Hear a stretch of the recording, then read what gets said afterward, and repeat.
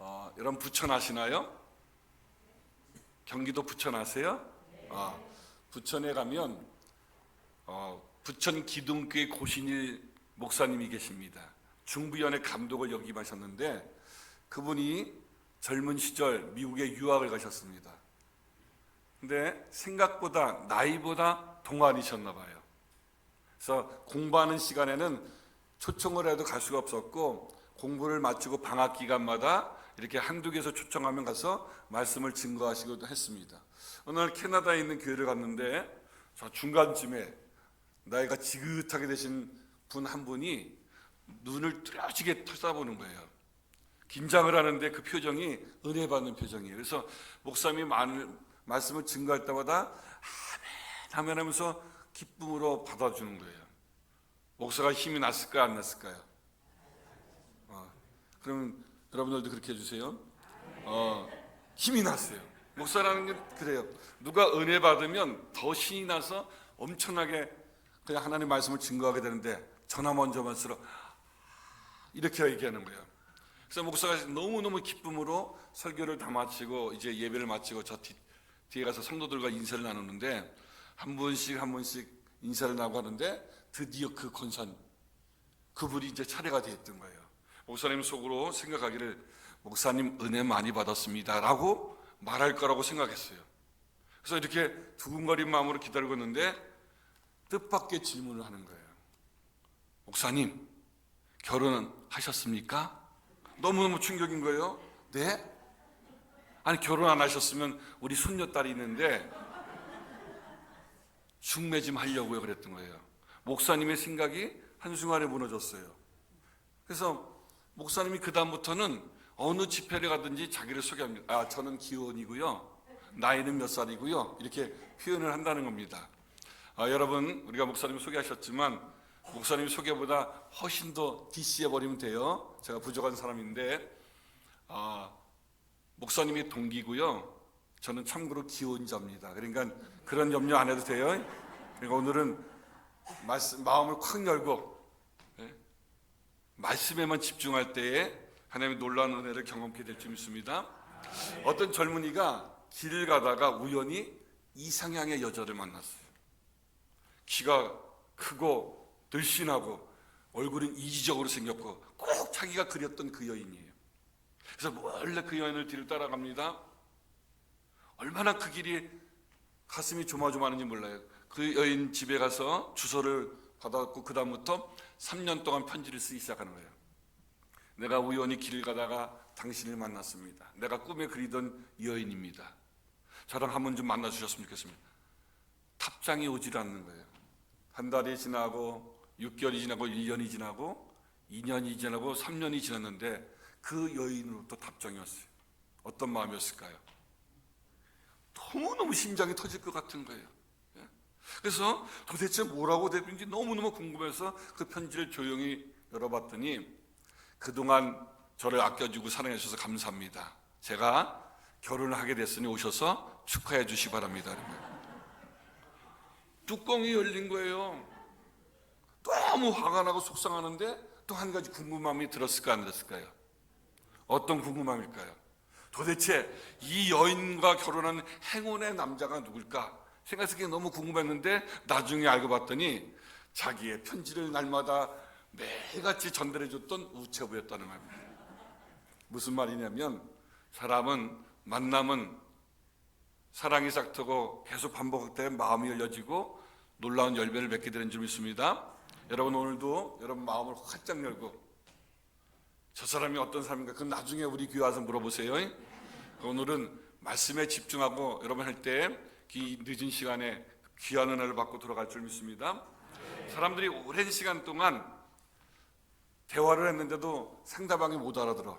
그럼 우리가 자주 사용하는 용어가 뭐예요? 힌트. 왜 이렇게 말귀를 못 알아들어? 그러는 거예요. 그죠? 이 말귀를 못 알아듣는다는 의미는 상대방이 말한 의도와 의미를 알아듣지 못하기 때문에 그러는 거예요. 그죠? 오늘 말씀의 제목이 뭐죠? 최고의 교회, 최고의 성도지요. 이 최고라는 단어는 물론 이런 최고라는 의미가 있을 거예요. 그죠? 사전적인 의미는 정도나 수치 따위가 가장 높다 이렇게 말한 거예요. 근데 저는 항상 설교할 때 습관이 있어요. 제가 사용하는 단어를 먼저 정리해보고 여러분과 제가 맞춰놓고 설교를 하게 되는 거예요. 여기서 최고의 교회, 최고의 성도라는 것은 그런 의미와 더불어 하나님이 가장 인정하고 하나님이 가장 기뻐한다는 의미를 담은 거예요. 그럼 그것을 풀어보면 어떻게 될까요? 세상에 수없이 많은 교회가 있지만 하나님이 가장 인정하고 하나님이 가장 기뻐하는 교회는 누구냐? 또 하나는 세상에 수없이 많은 성도가 있는데 하나님이 가장 인정하고 하나님이 가장 기뻐하는 성도가 누구냐? 이런 의미로 제목을 잡은 거예요. 그래서 제가 최고라는 단어를 쓸 때마다 여러분 다른 사전적인 의미는 제해놓고 그런 의미를 받아들일 때에 함께 은혜를 나누는데 큰 은혜가 넘칠 줄 믿습니다. 여러분이 노량진 시장 아시죠? 거기서 2km만 가면 CTS 기독교 TV 방송국이 있어요. 제가 코로나 이전에 코로나가 끝나고 2번에 가서 조천 예배를 인도했는데 그 교회는 그 노량진 CTS TV 방송국은 29주년이 됐어요. 거기는 처음에 시작될 때는 68개 교단이 시작돼갖고 주주 교단은 34개 교단이에요. 그러니까 교단에 34개 교단이 그 투자를 해서 세워진 방송국이에요. 그 중에 제일 많이 투자한 데가 감리교예요. 그래서 감리교가 언제나 그 주주에서 대표 회장이야. 그러니까 오늘 감독회장님이 누구셔요? 이철 감독회장이죠? 이철 감독회장 항상 감리교 감독회장이 CTS 공동대표 회장이에요. 실제로는 누가 운행해요? 감경철 장로님이라고 그분이 그 CTS 방송국 사장인데 광림 감리교의 원로 장로님이세요. 그러니까 감리교랑 굉장히 인연이 많죠. 그런 거기에 회장부터 사장, 국장 모든 임직원이 한 100몇십 명이 이렇게 참석했어요. 근데 제가 딱 이렇게 강대상에 와서 밑도 끝도 없이 이런 질문합니다. 다음 중 어느 방송국이 하나님이 보시기에 가장 존귀한 방송입니까? 아까 존귀라는 말은 그런 말이라 그랬죠. 1번 CBS 기독교 TV 방송국 70년 됐어요. 2번 CTS 기독교 TV 방송국 29주년 됐어요. 3번 굿TV 방송국 27년 됐어요. 뭐라고 대표할까요? 지금 CTS 기독교 TV 방송국 직원들 앞에 회장 앞에서 어느 방송국이 가장 존귀하냐고 질문을 하는 거예요.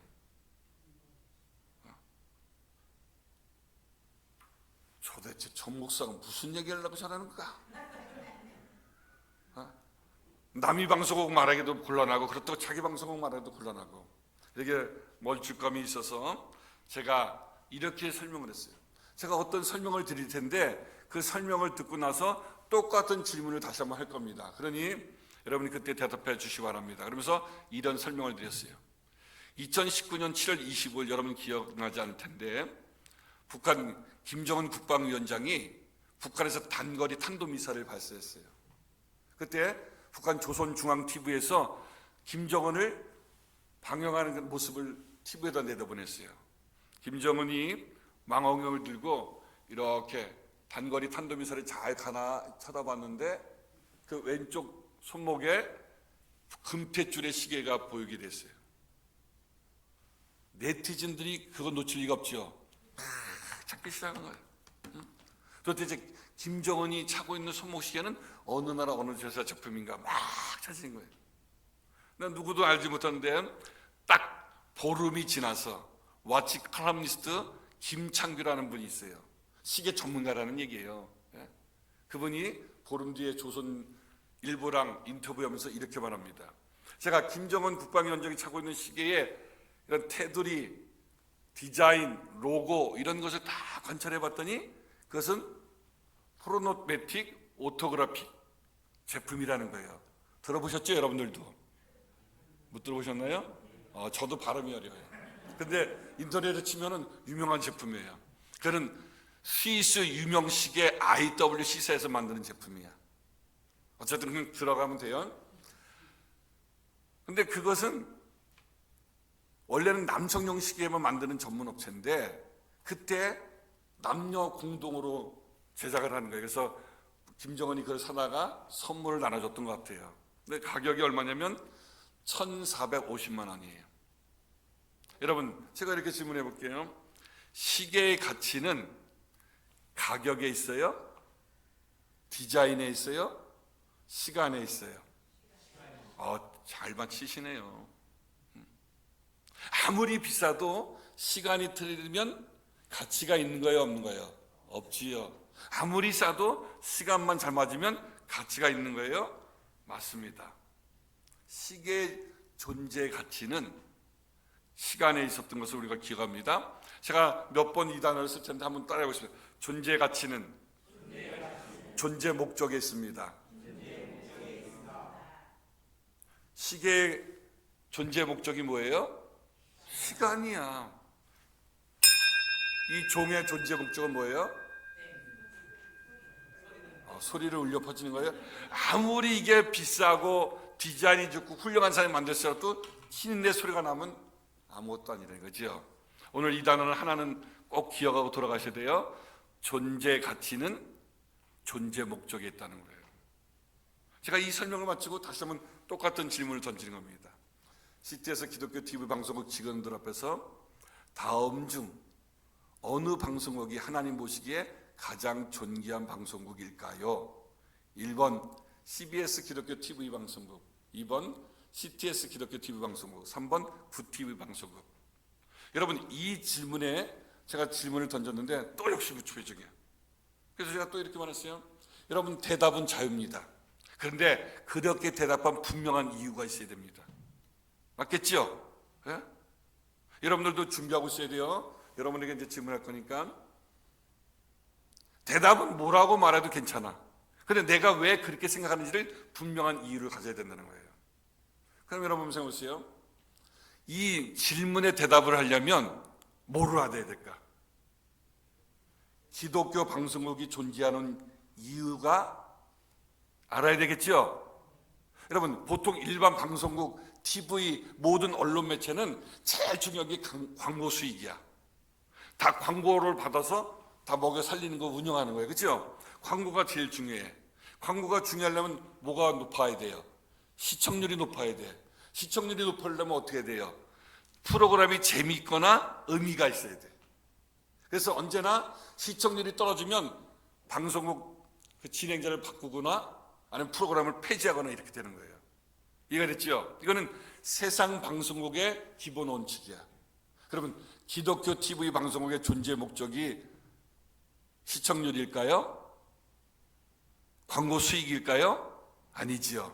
적어도 하나님이 기독교 방송을 세운 목적은 그 프로그램을 통해서 많은 사람이 복음을 듣고 영혼을 구원시키는 거야.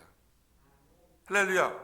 나는 어디가 더 우세한지는 알지 못해요. 그렇죠? 근데 그 질문에는 답은 갖고 있겠죠?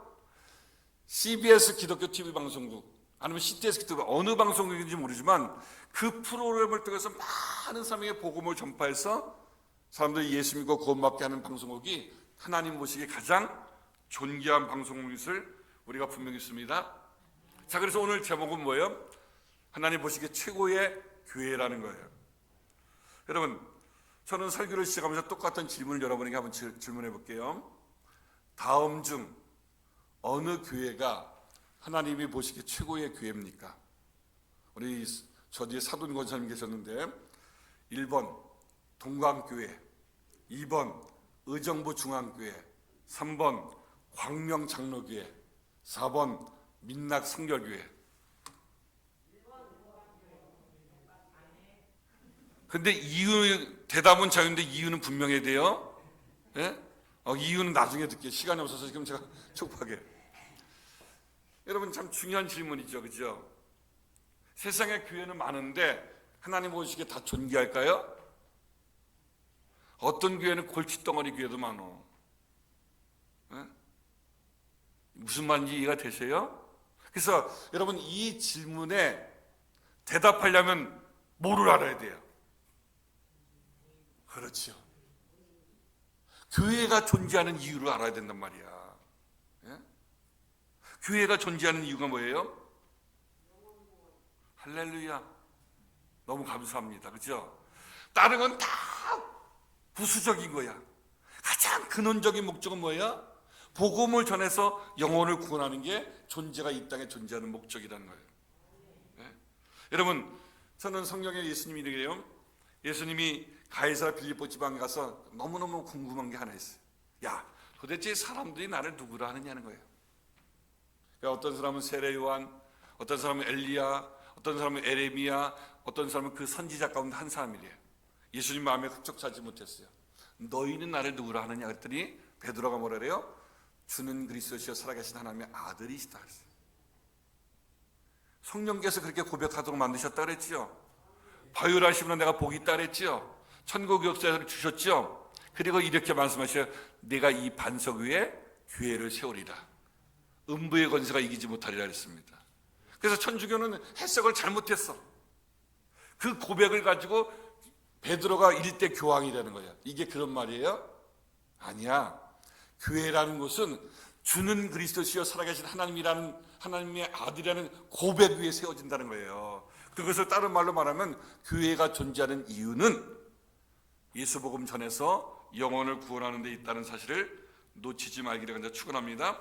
그래서 여러분 네 가지가 우리가 말했어요. 의정부 중앙교회, 동광교회, 민락성결교회, 그 다음에 성광장로교회 이렇게 말했는데 어느 교회가 그 일에 최선을 다하는지 주님만 아실 거예요. 사람의 기준이 보는 게 있을 거예요.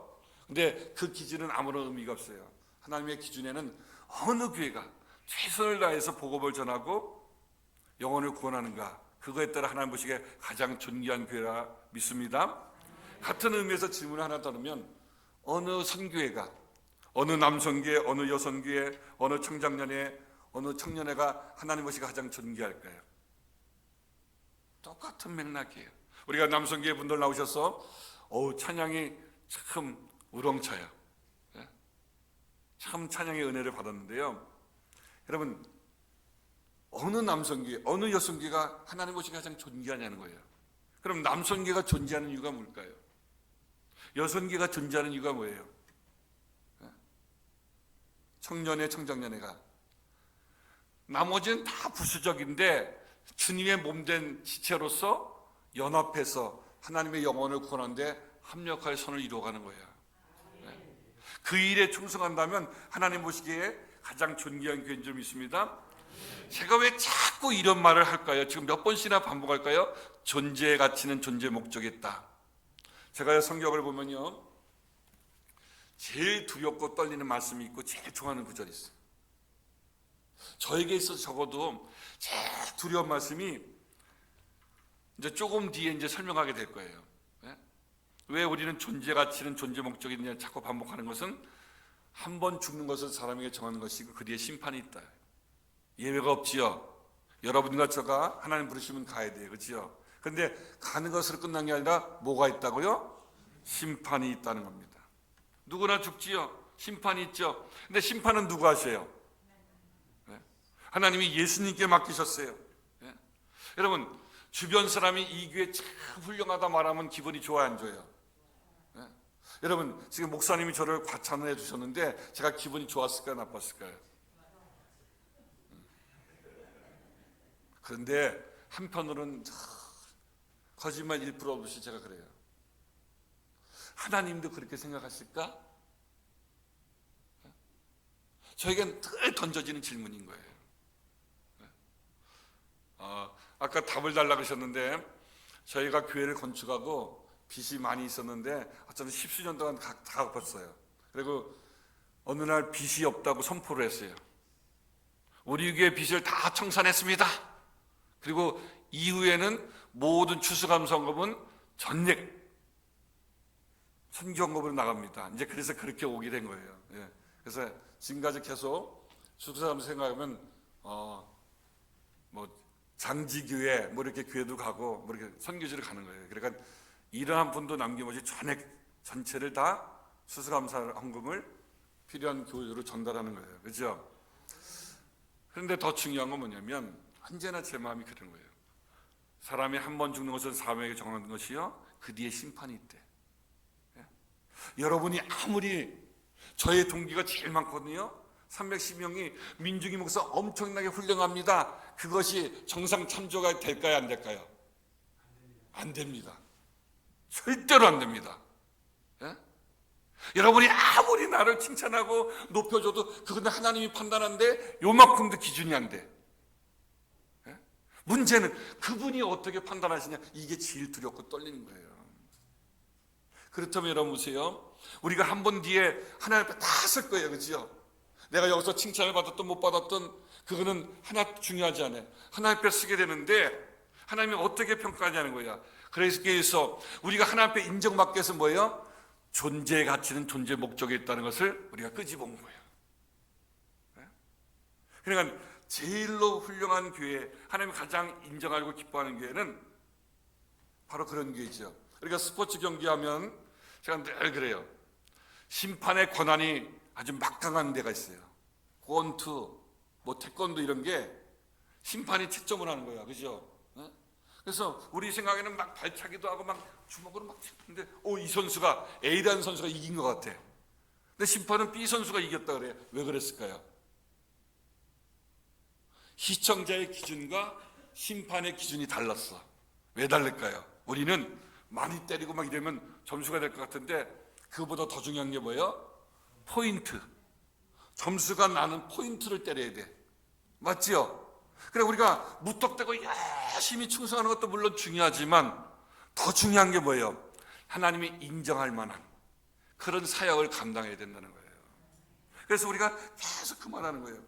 나더러 주여 주여 하는 자마다 다 천국에 들어갈 것이 아니요 다만 내 아버지 뜻대로 행하는 자라 들어가리라.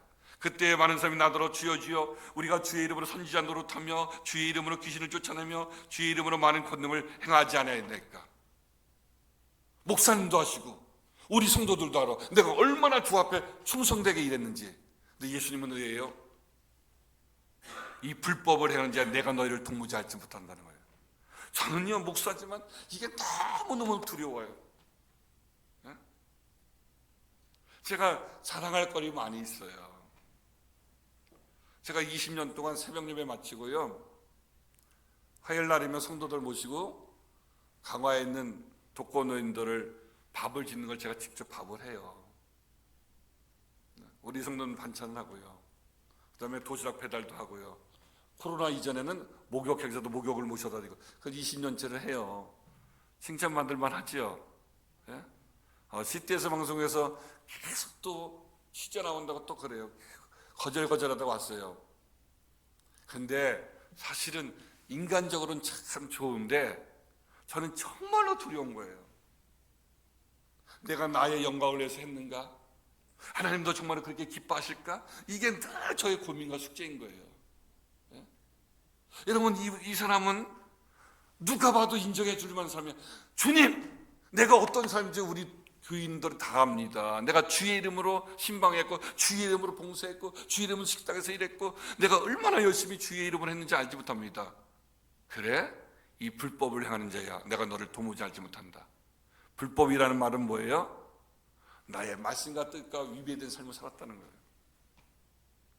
그래서 계속 여러분과 제가 지금 이 얘기를 나누는 거예요. 저도 칭찬을 유도할 적도 있어요. 교인들한테. 목사님이 최고라는 말을 유도하려고 그렇게 하는 적도 있어요. 물론 사랑을 먹고 살 수밖에 없어요. 그죠? 그런데 채워지지 않는 한쪽의 공허함이 있단 말이에요. 하나님도 그렇게 보실 건가?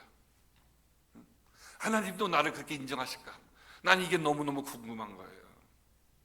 그래서 언제나 삶을 우리가 나갈 때마다 주님도 그렇게 바라보실까라는 질문을 던지는 것이 저의 습관이 됐어요. 한 걸음 더 갈게요. 어떤 성도가 최고의 성도일까? 이제 오늘 본론으로 들어갈게요. 아까 어느 교회가 하나님 보시기에 가장 존귀한가라는 질문을 던졌을 때는 크기, 외형, 재산 이건 아무런 의미가 없어요. 그렇죠? 하나님 보시기에 교회의 존재 가치가 뭐라 그랬어요? 영혼 구원이야. 그렇다면 어느 성도가 하나님 보시기에 가장 존귀할까요? 그럼 이 질문에 대답하려면 뭐를 던져야 돼? 또 질문을. 네? 인간의 존재 목적이 있어야 되잖아요. 그렇죠? 네?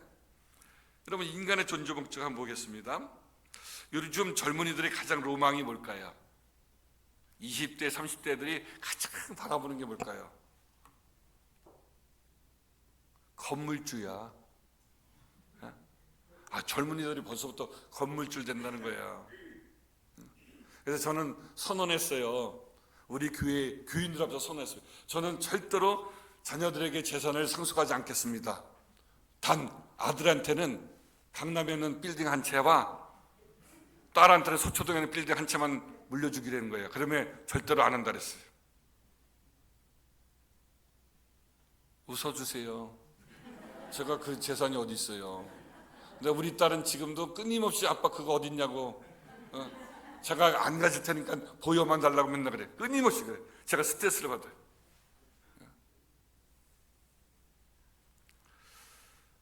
현실을 빗댄 거겠죠, 그죠? 여러분, 이정우 선수 알아요? 이정범 선수 아들, 바람의 아들. 샌프란시스코에 지금 갔죠?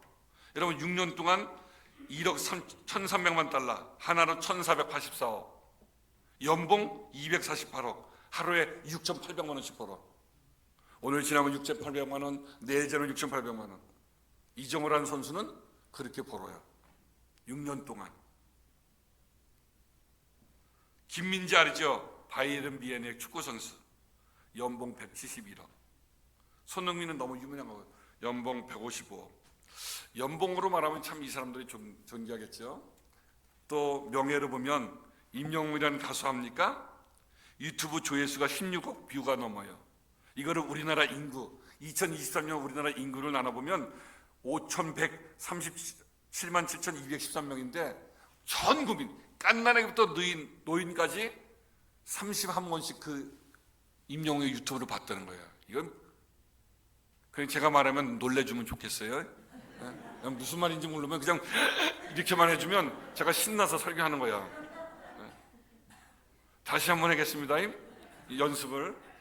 임영웅 유튜브를요, 전 국민이 깐난애기부터 노인까지 전 국민이 31번씩 본대. 고맙습니다. 예? 여러분이 그렇게 반응만 했기면 제가 엄청나게 폭발력 있게 설교할 거예요. 정규 앨범 I am here는 110만 장, 1000만 고맙습니다. 권사님이세요? 고맙습니다. 이렇게 놀래줘서. 1000만 뷰가 넘는 영상이 40개가 넘고, 이거는 제가 어떤 의미인지 저도 잘 몰라. 그런데 엄청난 기록이라는 걸 아는 거야. 임영웅이라는 말 그대로 영웅이 됐는데, 여러분 잘 알았죠? 코로나 기간에.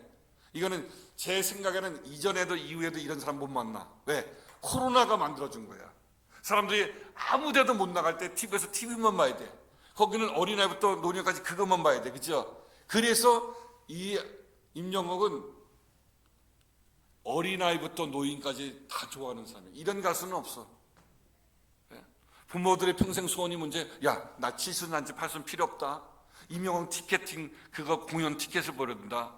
임영웅이 미국에서 공연하면요, 비행기 전 세계로 날아간 거야. 다 전세를 빌렸어. 거기에 팬층들은요, 50대, 60대, 70대, 80대 할머니들인데요, 해마다 그 임영웅의 이름으로 기부를 해. 임영웅을 높여주려고. 국보급이야. 방송국에서 요청해도 거절합니다. 워낙 이분이 대단한 사람이고, 부명예로 말하면 최고의 1위야. 손흥민은 재작년에 영국 프리미어리그에서 23골로 득점왕을 차지했어요. 거기다 금상첨화는 뭐예요? 인품이 또 대단해. 소문이 대단하죠. 스포츠만 잘하는 게 아니라 인품이 사람 삶의 댐댐이가 돼서 온 국민이 좋아요. 손흥민이 한번 잘못 거들었다가 난리가 났죠. 사람의 기준으로 보면 이보다 더 위대한 사람이 어디 있겠어요. 젊은 나이에 부와 명예를 가지고 있어요. 네? 사람이 갖고 싶어하는 모든 것을 다 가진 사람들이에요. 그렇죠? 그러나 인간은 모두 다 죽습니다. 그렇죠? 영원한 것은 없어요. 그래서 솔로몬은 이보다 더 많은 것을 가지고 더 부와 명예를 누렸지만 헛되더니 모든 것이 헛되도다 그랬어요. 영원이라는 삶의 기준으로 보면 이것은 너무너무 부질없는 거예요. 사람의 기준으로는 대단하지만 하나님의 가치 기준으로 보면 이것이 대단할까요? 여러분, 제가 오늘 이 말을 해서 인용을 했을 뿐인 거예요. 어떤 사람이 하나님 보시기에 가장 존귀하냐? 우리가 한 번뿐인 우리의 인생인데 하나님 앞에 섰을 때 인정받아야 되지 않겠습니까? 그러면 하나님은 존재 가치, 인간의 존재 가치를 알아야 되잖아요. 왜 하나님은 인간을 만드셨을까? 저는 이렇게 말하는 거예요. 시계의 존재 가치가 가격에 있지 않고 디자인에 있지 않고 시간에 있듯이 손흥민의 존재 가치가 연봉에 있습니까? 아니, 골에 있는 거잖아요. 그렇지? 골을 많이 넣어야 되잖아요. 임영웅의 존재 가치는 인기에 있지 않고 그의 구슬픈 노래 실력에 있듯이 인간의 존재 가치는 하나님이 이렇게 말했어요. 이사야 43장 보면 이 백성은 내가 나를 위하여 지었나니 나를 찬송하게 하려 합니다. 여러분과 죄를 지으시는 목적이 뭐라고요? 하나님을 찬송하도록. 여러분, 고린도전서 보면 너희가 먹든지 마시든지 무엇을 하든지 다 하나님의 영광을 위해서 하래요. 저는 이 두 가지를 합쳐서 이렇게 말하는 것이에요. 인간이 존재하는 목적은 하나님을 기쁘시게 하게 한 것이다. 제가 여러분 질문하면 하나님을 기쁘시게 하기 위해서요, 이렇게 대답해 주세요. 여러분, 인간의 존재 목적이 무엇입니까? 하나님을 기쁘시게 해요? 여러분, 부모가 자녀를 기르는데 언제 제일 기뻐요? 좀 더 커서는 말도 때 뭐 더 나가면 대부분의 부모가 거절하지 않는 게 공부 잘하는 거는 꼭 들어가, 그죠? 공부 잘하고 또 좋은 데 직장에서 돈 많이 벌고 거기다가 뭐 신앙생활 잘하고 뭐 이러면 뭐 금상첨화하지 않겠어요? 예? 그러면 하나님 아버지잖아요, 그죠? 우리 아버지 아니세요? 그 아버지는 그 자녀들이 뭐 할 때 제일 기뻐할까? 오늘 읽은 본문이야. 믿음이 없이는 기쁘시게 하지 못하나니 그랬단 말이에요. 우리 성경에는 이렇게 돼 있지만요, 영어에 보면 불가능하대. impossible이래. 믿음 없이 하나님을 기쁘게 한다? 그거는 불가능하다는 거예요. 예? 여러분, 임영옥이 믿음 없으면 꽝인 거예요. 왜? 하나님의 기준에서는. 예? 하나님이 인간을, 여러분과 저를 이렇게 만드시고 오늘까지 우리를 살려주시는 목적은 우리를 통해서 기쁨을 얻기 위해 하신 것이야. 그런데 다양한 기쁨을 말하지만 포인트는 뭐예요? 믿음이 없이는 기쁘시게 하지 못하나니 그랬단 말이에요. 그러니까 믿음이 있어야 하나님을 기쁘게 하는 겁니다. 여러분, 성경에 분명히 말하고 있는 거예요. 저는 1990년 1월 달에 강화에 목회를 나왔어요. 아무것도 몰랐어요. 나는 섬이라 그래서 축구공 이렇게 빵 차면 바다에 빠지는 줄 알았어요.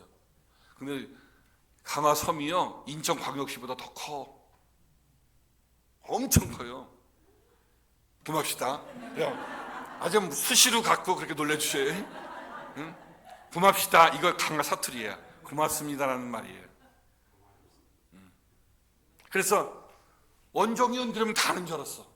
근데 이게 그렇게 무지하게 갔는데 강화가 너무 커요. 근데 우리 교회가 이렇게 교회에 올라가려면 올라가는 곳에 계월이 있어요. 제가 운전을 처음 배워갖고 이제 읍에 나갔다 들어가는데 걱정거리가 하나 있어요. 뭘까요? 빠질 것 같은 거야, 이게. 예? 그래서 읍에 나갔다 오면 스트레스가 받는 거야. 이 교회로 올라가는데 이 계월에 빠질 것 같은 거야. 근데 운전을 2달, 3달쯤 해봤더니 이 올라가는 도로폭이 넓어 보일까요? 작아 보일까요? 여러분의 질문해 봅니다. 제가 불안하고 두려웠던 이유는 진입로 옆에 개울이 있었기 때문이야? 나의 운전 실력이 부족했기 때문이에요? 틀림없지요. 근데 여러분 보세요. 성경에도 똑같은 이야기를 하고 있어요. 예수님이 오병이어 기적을 일으킨 다음에 제자들, 야 빨리 가. 사람들 너무 많으니까 니네들 빨리 배 타고 저쪽으로 가. 그리고 예수님은 따로 한적방에서 기도하시고 한밤중에 바다를 걸어오시는데 제자들이 놀랐잖아요, 그렇죠? 너무너무 깜짝 놀란 거예요. 요리왕이다. 그랬더니 야, 나야 나. 만약에 선생님이시라면 나를 명하사 물 위를 걸어오게 하소서. 걸어오너라. 우리가 너무도 잘 아는 말씀 있잖아요. 베드로가 막 주님 말하고 걸어갈 때 갑자기 큰 회오리 바람 부니까 바다를 보고 빠졌어요. 선생님, 나를 구원해 달라고. 여러분 같았으면 뭐라고 그러겠어요? 놀랬지? 처음이라 그래, 경험이 없어서 그래, 이렇게 말했습니까? 뭐라고 말했어요? 믿음이 작은 자여 왜 의심하냐는 거예요. 여러분, 이거 굉장히 중요한 거니까 잘 들어야 돼요. 우리 인생에 엄청난 태풍이 많이 일어나요? 그 태풍 때문에 내가 두려운 거예요? 아니야. 예수님은 우리의 삶을 다 보는데 그렇게 말씀하신 적이 없어. 믿음이 작기 때문에 두렵다는 거야. 그럼 믿음이 크면 그 두려움을 이겨낼 수 있어요? 똑같은 원리야. 내가 운전 실력이 부족했기 때문에 이게 빠질 것 같은 염려가 있었지, 운전 실력이 있으면 그보다 더 폭이 좁아도 얼마든지 올라가. 운전 실력의 문제였던 거야. 인생의 두려움은 그 회오리 바람의 문제가 있던 게 아니라 나의 믿음이 작기 때문인 거예요.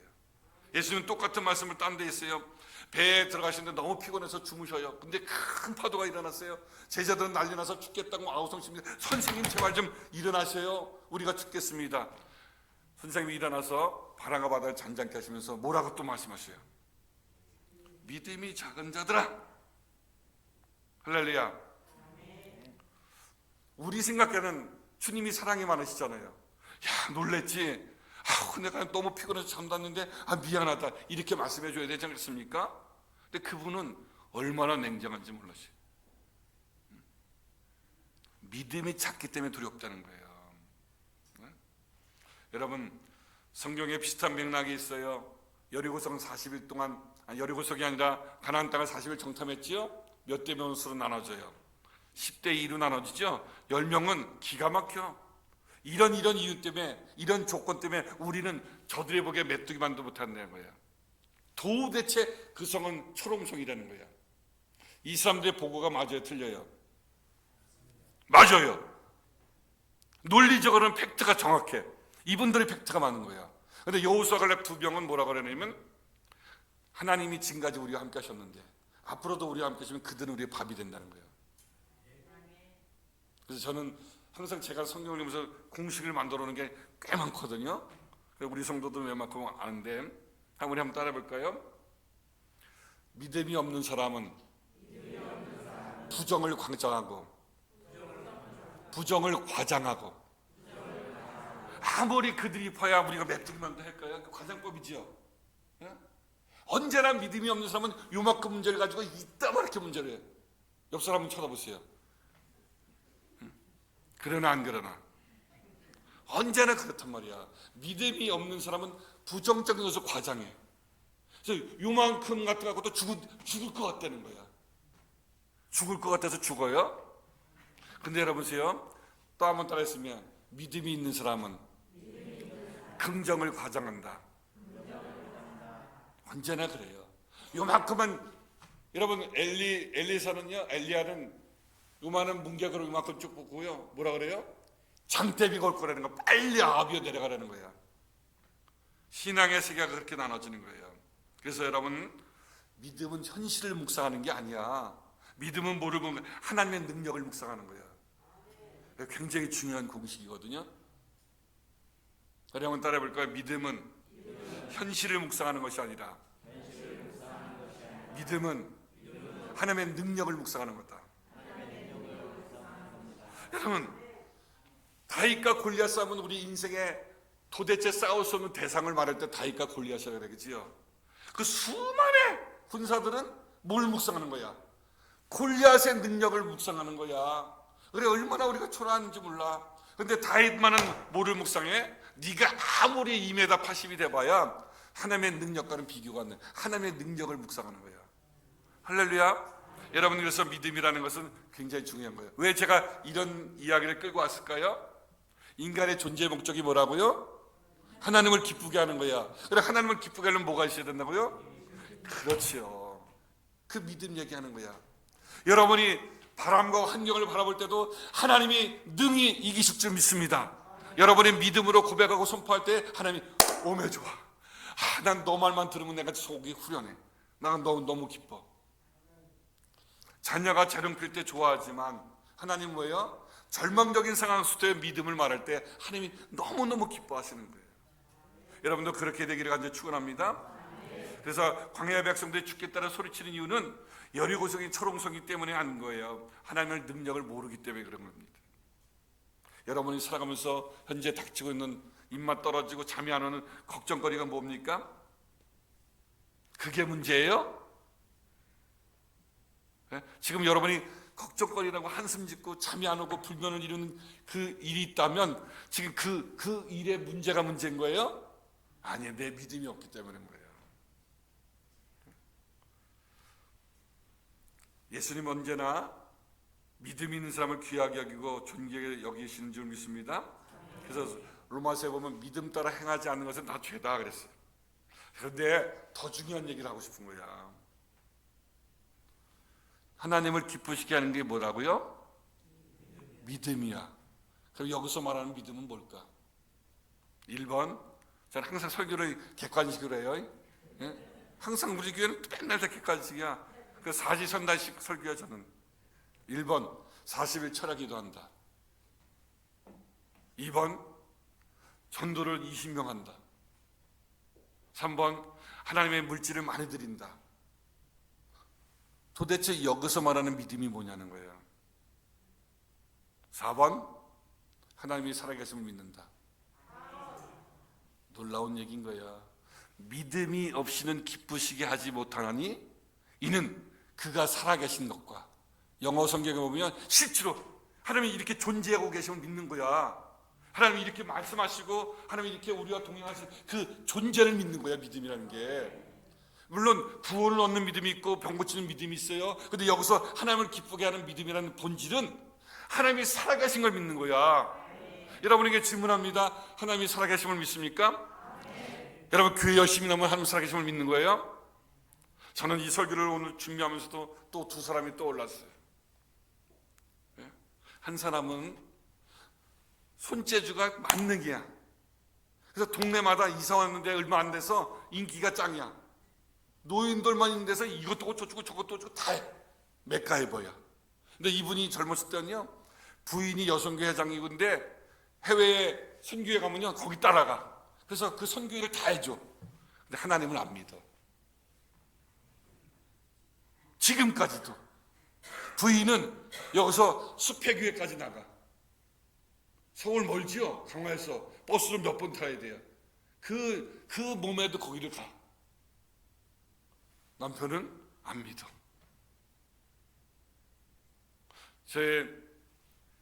저에게 너무 잘했던 분이 하나 있어요. 한 17년 동안 신앙생활을 그 부부가 참 잘해요.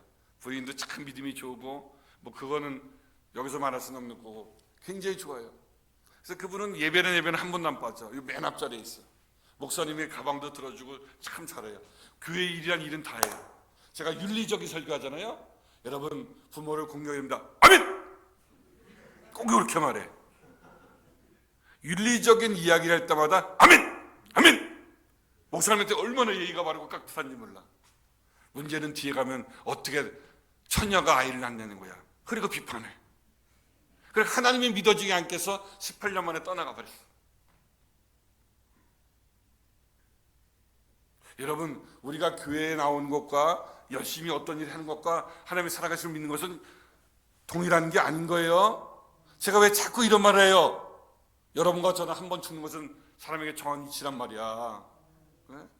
사람들은 다 내가 교회를 열심히 다닌다고 말하지만 그게 어쩌다는 거야. 얼마나 많은 사람들 가운데 교회는 열심히 다니고 충성하지만 하나님이 살아계심을 믿어지지 않는 건데. 여러분이 다 도장 찍어 저 사람은 보증수표입니다 라고 말할지라도 하나님이 정반대의 심판할 수 있다는 사실을 기억해야 되는 거예요. 믿음이 뭐라고요? 하나님이 살아계심을 믿는 걸 말하는 거야. 우습지요? 근데 하나님이 살아계신 걸 안 믿어도 얼마든지 종교적인 행위는 가능하다 가능하지 않다. 가능하다는 거예요. 그렇죠? 여러분 루터의 아내가 종교교회 간 루터 안에 유명한 일화가 있잖아요. 여러분 루터가 종교를 개혁하는 것은 계란으로 바위치기야. 어느 게 이겨요? 불가능하다는 거야. 그 당시에 교황은 전 세계 황제를 세우고 패우게 하는 하나님보다 더 막강한 권력을 갖고 있는 사람이야. 근데 일개 신부가 어떻게 개혁을 합니까? 불가능하지. 루터가 낙담하고 돌아오는 거예요. 근데 어느 날 집에 들어왔더니 자기 아내가 소복을 입고 있는 거야. 깜짝 놀랐어. 여보, 누가 죽었어? 왜 이래? 그러니까 이 아내가 정색을 하면서 이렇게 말합니다. 당신이 믿는 그 하나님이 죽었습니다는 거예요. 이 여자가 미쳤나? 하나님이 어떻게 죽을 수 있어? 아니, 하나님이 살아계시다면 당신의 얼굴의 표정이 왜 저럽니까? 여러분, 우리가 이론으로 추상으로 믿음을 갖고 있는 것과 내 삶에서 믿음이 있는 것과 다른 종류예요. 여러분, 하나님 살아계심을 믿습니까? 정말로요? 자, 한번 옆 사람 봐보세요.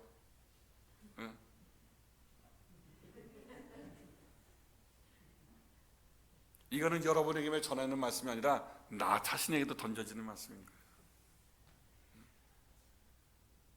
인간의 존재의 목적은 하나님을 기쁘시게 하는 건데, 하나님을 기쁘게 하는 것은 믿음 없이는 절대로 불가능하대. 근데 그 믿음이 어떤 거라고요? 어떤 열심을 말하는 게 아니라 하나님의 살아계심을 믿는 것이라는 겁니다. 저는 그러면 우리가 믿는 그 하나님은 어떤 거? 우리가 살아계신 그 하나님은 어떤 분이냐는 거예요. 저는 두 가지를 말씀하면서 오늘 말씀을 정리해 보려고 합니다.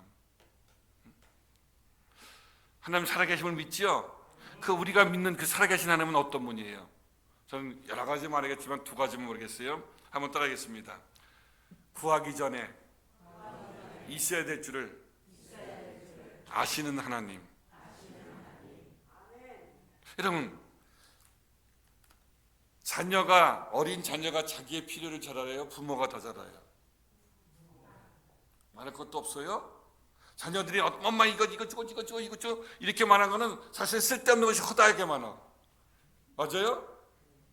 우리 조카는 지금 사랑의 교회 목사인데, 걔는 아주 어릴 때 찡찡거려서 우리 누님이 안쓰러워서 이거를 젖꼭지를 물려줬어.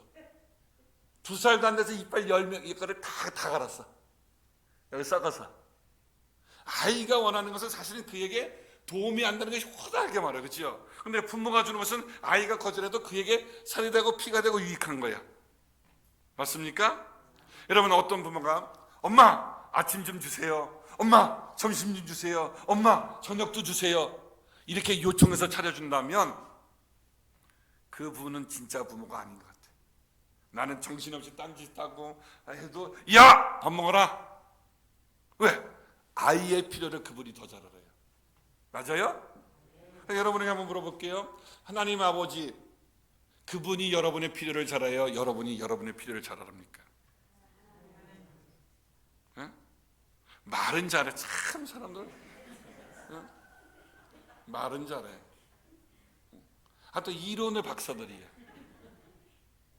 그런데 현실로 들어가면요, 자기가 더 잘 알아, 하나님보다. 이거 주식이야, 이것도요, 요 날 때까지 날짜도 정하고 품목도 정해버려요. 여러분, 이건 웃을 얘기가 아니죠, 그죠? 여러분이 살아계신 하나님을 믿어야 하나님이 기쁜데, 그 살아계신 하나님은 내가 구하기 전에 있어야 될 것을 아신대. 예를 한번 들어볼게요. 저는 한동안 이재철 목사님을 참 존경했어요. 주님의 교회 아세요? 거기서 10년 동안 목회하시고, 이분이 목회를 개척할 때 이렇게 선언했어요. 내가 10년을 목회하고 떠납니다. 교회가 1000명으로 부흥되는데 약속 따라 떠났어요. 어디로? 스위스. 한 30-40명 모이는 유학생만 모이는 작은 교회로 떠나게 되었어요. 자기 약속을 지키기 위해서. 지금은 100주년 기념교회에서 다시 돌아와서 목회를 하시다가 몇 년 전에 은퇴를 하셨어요. 은퇴하는 장면도 제가 이제 봤는데, 그분이 이렇게 말하는 거예요. 그분이 원칙이 그런 거예요. 내가 믿는 하나님은 내가 구하기 전에 있어야 될 줄 아신다. 이분이 스위스에 가서 이제 자기가 혼자 갔으니까 설거지를 하는 거예요. 고무장갑을 끼고 설거지를 하는데, 그분의 책에 나오는 거예요. 가위를 씻다가 이게 서툴러서 고무장갑을 찢겼네. 그런 일이 종종 있죠. 그래서 테이프를 감고 막 해도 물이 자꾸 새들어오는 거예요. 그래서 이거 내가 온 지 며칠 안 됐는데 어디서 고무장갑을 구할 수 있지? 라고 생각하고 있는데 밖에서 초인종이 띵동 눌렸어요. 그 다음에 여러분이 한번 이어보세요. 어떤 일이 벌어졌을까? 소포가 왔어요. 소포. 그 안에 뭐가 있었을까요? 참 믿음도 대단해. 참 사람들은 믿음이 대단해. 남자 목사인데 누구한테 말한 적도 없는데 여러분 소포가 왔다 그러잖아요, 그죠? 근데 왜 여러분 거는 걱정해? 어? 소포에 열어봤더니 고무장갑이 있는 한 세트가 웃기잖아요. 말이 안 맞잖아요. 이 남자 목사인데 고무장갑이 날라와. 야, 이거 희한하다 이렇게 생각하는데 고무장갑을 보낸 사람이 오후에 전화 받았어요. 미국이야. 아니 남자인 나에게 어떻게 그 고무장갑을 보낼 생각을 하셨습니까? 그랬더니 제가 갑자기 설거지를 하는데 갑자기 성령께서 이재철 목사님한테 고무장갑을 보내라는 마음을 줬다는 거야. 이건 인간의 결례 아니에요. 인간적으로 생각하면 이게 말이 안 맞잖아요, 그렇죠? 예? 그것도 비싼 것도 아니고 황금 고무장갑이라면 몰라도 성령의 마음에 순종했을 뿐이야. 뭘 얘기하고 싶은 거예요? 이분은 그 하나님을 알고 있어요. 내가 무엇을 먹을까 마실까 입을까 염려하지 말라. 이 모든 것이 너에게 있어야 될 줄을 아신다는 거예요. 저는 그래도 기도하는데요, 이렇게 설교해놓고도 나도 모르게 내 육신의 필요를 구할 적이 있어요. 그러면 의도적으로 또 거부해. 왜? 하나님이 그걸 알기 때문에. 여러분 생각해보세요. 비유가 적절한지 모르겠어요. 아이가 열심히 공부하면 용돈 채워줘요? 맛있는 과일 갖다 줘요? 예? 근데 그것만 구해. 엄마 과일 좀 줘. 엄마 용돈 좀 올려줘. 공부는 하라는 공부는 안 해. 이렇게 돼요? 그런데 그런 거 필요하지만 안 해.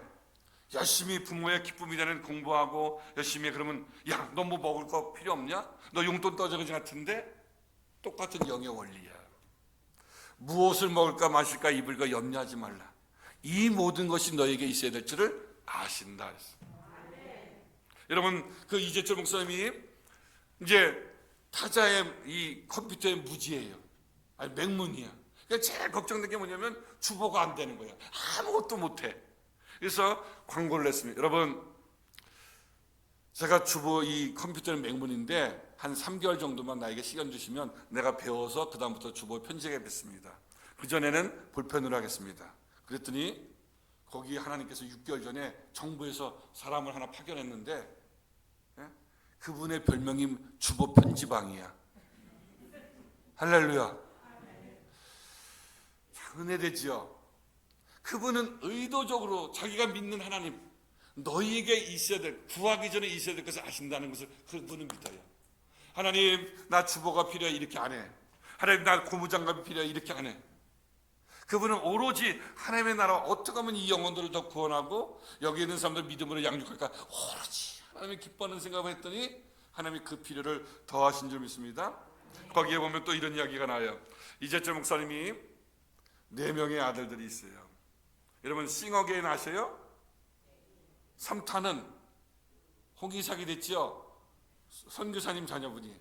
1타는 이재철 목사님 큰아들이 이승윤이 됐어요. 그게 1탄이야. 고맙시다. 저분이 지금 처음 들었나 봐.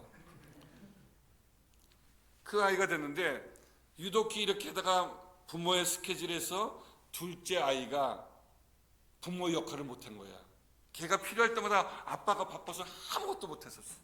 근데 이번에도 스위스에 갔는데 다음 달이 이 아이가 중학교에 입학하는 날인 걸 알게 됐어.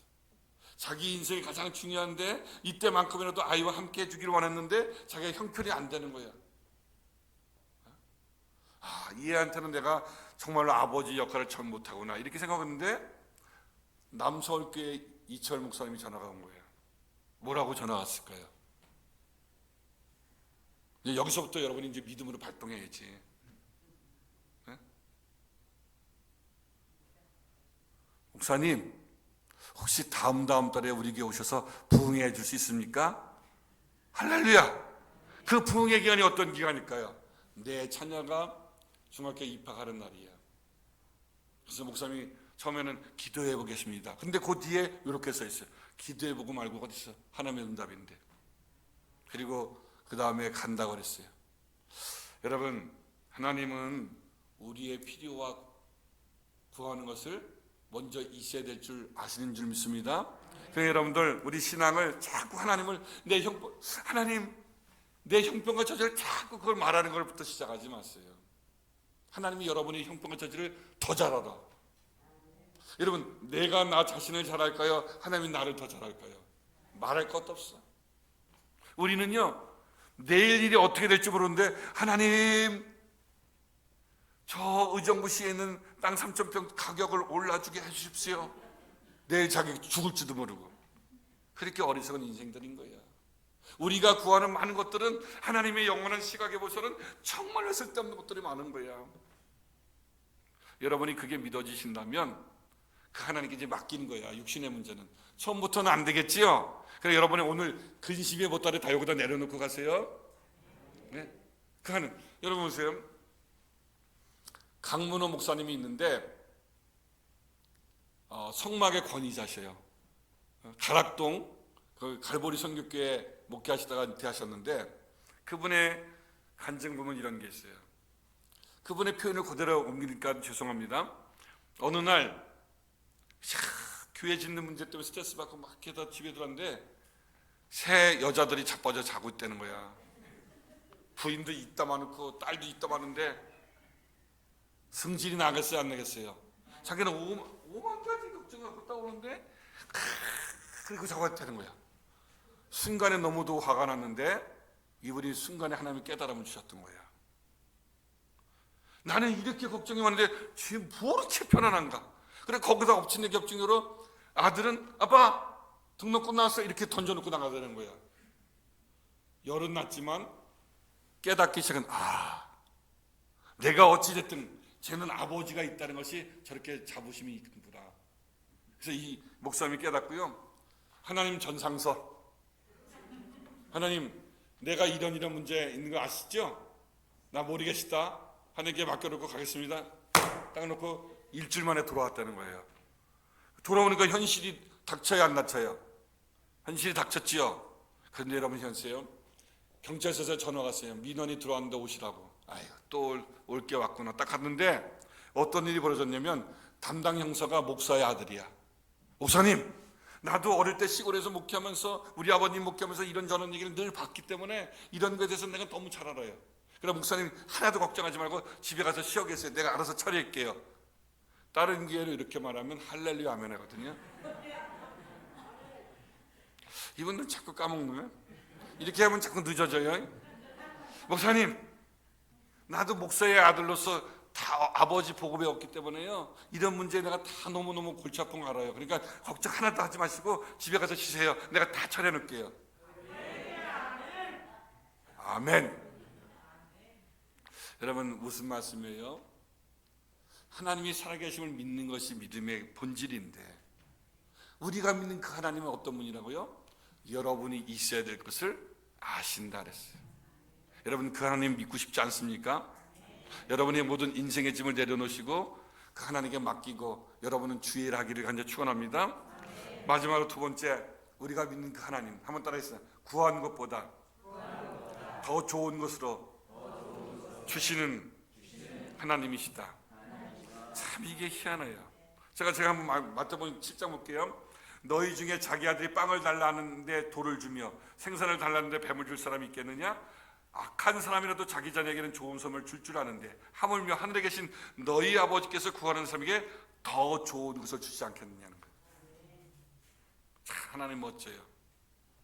하나님은 우리가 구하는 것보다 더 좋은 것을 주시는 거예요. 우리가 여러분 야곱 알지요? 사기꾼 야곱, 발뒤꿈 잡은 야곱, 자기의 노력과 수단으로 부유함을 얻었는데 결국은 어떻게 돼요? 인생의 모든 것을 다 잃어버릴 때가 있어요. 20년 만에 형이 찾아오네요.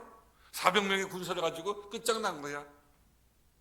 자, 야곱을 말에 태워주려고 찾아왔을까요? 보복하러 왔죠. 야곱이 시끌뺐어요. 한돋보가 부러지던 하나님께 야복강에서 기도합니다. 축복해달라고 천사를 부시니까 씨름해요. 천사가 이제 날이 밝아서 나갑니다. 나를 꼭 주시야만 못 나갑니다. 그랬더니 어떻게 돼요? 한듭뼈를 분질러 버렸어요. 복이에요? 지금 나에게 복을 달라고, 내 생명을 지켜달라고 기도했는데 응답은 뭐로 온 거예요? 건너뼈가 부러졌어요. 여러분, 형님을 만나러 갑니다. 그냥 여기서 그냥 밤새도록 기도하는 땀과 눈물로 얼룩진 얼굴에다가 다리를 절면서, 형은 불타오르는 20년 전에 그 칼을 갈면서 죽여버리고 싶은 마음으로 달려왔는데, 그 야곱이 하이칼라를 딱 하고 양복을 잡고, 형님 오셨습니까? 그러면 더 분이 나올까요, 안 날까요? 그런데 이거 웬일이야? 자기 거 떼어먹고 도망한 놈이 보니까 다리 절고 얼굴은 다 깨재재하고. 여러분, 무슨 말을 하고 싶은 거예요? 사람들은 이렇게 말해요. 왜 기도해도 하나님 응답이 없냐는 거예요. 그거는 내 식대로 하나님이 안 해주셨다고 생각하는 거야. 제가 35년의 목회를, 제가 60년의 신앙의 삶을 살아오면요, 결론은 그런 거예요. 내가 원하는 것보다 하나님의 응답하는 게 더 복이야. 원치 않는 걸 만나는 거예요. 하나님은 한 번도 실수한 일이 없는 거예요. 우리가 여러분이 밤 새벽마다 철야마다 기도합니다. 그거 안 된다고 하나님 응답하지 않은 게 아닌 거야. 더 좋은 곳으로 주신 분이야. 근데 우리는 몰라. 우리 인생의 여정을 바라보는 하나님께서는 그것을 아신다는 거예요. 여러분, 혹여나 여러분의 생각대로 응답이 되지 않을지라도 하나님을 원망하지 않기를 간절히 축원합니다. 하나님이 더 좋은 것을 주신 줄 믿습니다. 그거는 그때 깨닫는 사람도 있고 조금 시간이 지나서 깨닫는 사람도 있는 거예요. 결론을 말씀 마치겠습니다. 여러분이 몸과 마음을 다해서 섬기는 동강교회가 많은 영혼을 구원해서 이 지역의 이 일대에서 하나님 보시기에 가장 존귀하고 최고의 교회가 되기를 주님의 이름으로 간절히 축원합니다. 딱 한 번 왔다 가는 우리 인생이에요. 언제 하나님 부르실지 몰라요. 이왕 똑같은 신앙생활 할 때 하나님 뵀을 때, 야, 너 최고다, 너가 나의 최고의 기쁨이다, 이렇게 하나님이 고백할 수 있도록 살아계신 하나님을 믿는 우리 모두가 되기를 간절히 축원합니다. 믿음은 하나님이 누구신지 아는 만큼 성장하는 거예요. 맞지요? 네? 그분이 누군지 아는 만큼 우리 인생은 자유로워지는 거예요. 우리가 믿는 하나님은 구하기 전에 있어야 될 것을 아셔요? 할렐루야. 우리가 믿는 하나님은 구하는 것보다 더 좋은 것을 주셔요? 할렐루야. 어떤 응답을 하든지 하나님의 살아계심을 믿는 우리 모두가 되어서 땅 위에 사는 동안 우리가 기쁨과 감사와 축복으로 영광 돌리기 원합니다. 저는 늘 한 가지 마지막 소원이 있어요. 내가 뭐 밥 두 끼 먹겠어요? 내가 잘 되는 이유를 하나님께 구한다면 그것은 나를 통해서 하나님 살아계심을 증거하기를 원하는 거예요. 내가 원하는 그 한 가지, 주님의 기쁨 되는 것, 그것은 저의 평생의 소원인 거예요. 우리의 자녀가 잘 되길 원하는 소원이 하나 있어요. 잘난 거 자랑하려고? 아니, 그를 통해서 하나님의 살아계심을 증거하기를 원하는 거예요. 여러분의 생애가 그러한 믿음의 삶이 되기를 주님의 이름으로 간절히 축원합니다. 그다음에 제가 기도하고 주기도문 해야 돼요? 어떻게 돼요? 축도해? 제가 잠깐 기도하겠습니다. 하나님 아버지, 감사합니다. 이 늦은 저녁이지만 사랑하는 성도들이 하나님을 기쁘게 하기 위해서 오늘 예배에 모였습니다. 우리가 믿는 하나님은 살아계십니다. 지금도 우리와 함께 하십니다. 우리가 믿는 그 하나님은 내가 구하기 전에 있어야 될 것을 아십니다. 오늘 인생에 무엇을 먹을까, 마실까, 입을까 염려하고 가져왔던 모든 것은 주님 앞에 다 내려놓고 돌아가는 복된 성도들 되게 하시고, 우리가 믿는 하나님, 살아계신 하나님은 내가 구한 것보다 더 좋은 것을 주시는 하나님입니다. 하나님, 저들이 구한 대로 마옵시고 아버지의 뜻대로 되게 하셔서 이 동강교회가 하나님 보시기에 최고의 교회가 되게 하시고, 이 동강교회 성도들이 하나님 보시기에 최고의 성도가 될 수 있도록 은총을 베풀어 주옵소서. 예수님의 이름으로 간절히 기도합나이다. 아멘.